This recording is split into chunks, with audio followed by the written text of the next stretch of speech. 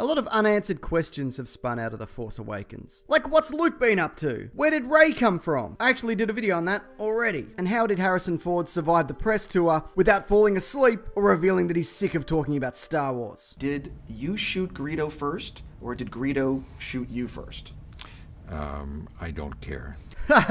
What a good sport. One of the biggest mysteries, though, is in relation to Supreme Leader Snoke. Specifically, who the hell is this guy? He's clearly old, he clearly looks like melted cheese on toast that's been dropped face side down, and he clearly shares Palpatine's love for making himself look like a really big guy. Unless he's even bigger than that, and the Resistance has to fight him like he's bloody King Kong, swatting at biplanes. There is, however, a lot of evidence to suggest that he's someone already referenced in the Star Wars universe who went by the name of Darth Plagueis. Him being a former master of the Emperor, who the Emperor thought he killed in his sleep. Now, there is some evidence to back this up. For one, Snoke bears the scars of someone who's been attacked at close quarters and survived. And Plagueis did apparently figure out how to cheat death. So it's entirely possible that Palpatine force lightninged him in the face, leaving him all melty and for dead. Obi-Wan did the same thing to Anakin, thinking he was done. But he wasn't done. He had so much more standing about to do.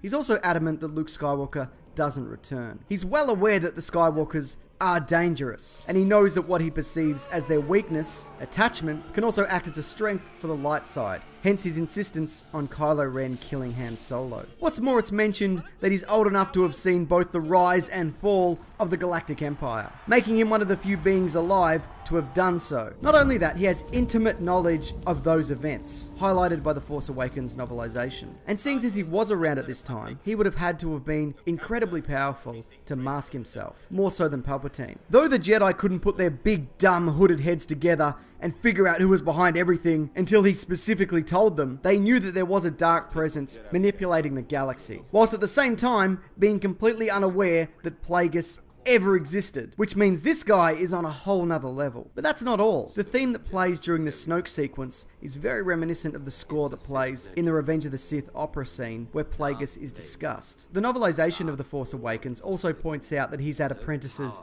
before, meaning he could very well have been a Sith master, or at the very least, he used to be. He urged Rey to kill Kylo Ren when she had him on the back foot. Again, this is in the book. So he could still be a firm believer in the rule of two, even though it's a dumb rule. What if they're both on a ship and I don't know, that ship flies into the side of a Death Star? But regardless, pretty much every Sith breaks that rule anyways. In addition to that, Kylo Ren mentions that the Supreme Leader is wise, and Plagueis is referred to as Darth Plagueis the Wise, which could also be a subtle hint. It's also said that Plagueis manipulated the midichlorians to create life, accidentally resulting in Anakin Skywalker, which again explains his interest in the Skywalker lineage. Of course, all of this is pure conjecture. I'm not 100% convinced that he's Plagueis at all. It may not even have been decided as of yet whom he'll be. After all, it was thought by Abrams and others that the character might be female at one point, and Plagueis is clearly referred to as a he. Also in the expanded universe, his species is a mun, at George Lucas's request. And he doesn't look much like a mun, but still, the expanded universe is no longer canon, and his species hasn't yet been confirmed. Some others have suggested that he's an old Inquisitor, as seen in Star Wars Rebels, or that he's originally from outside the known galaxy, or he's just a guy that's been around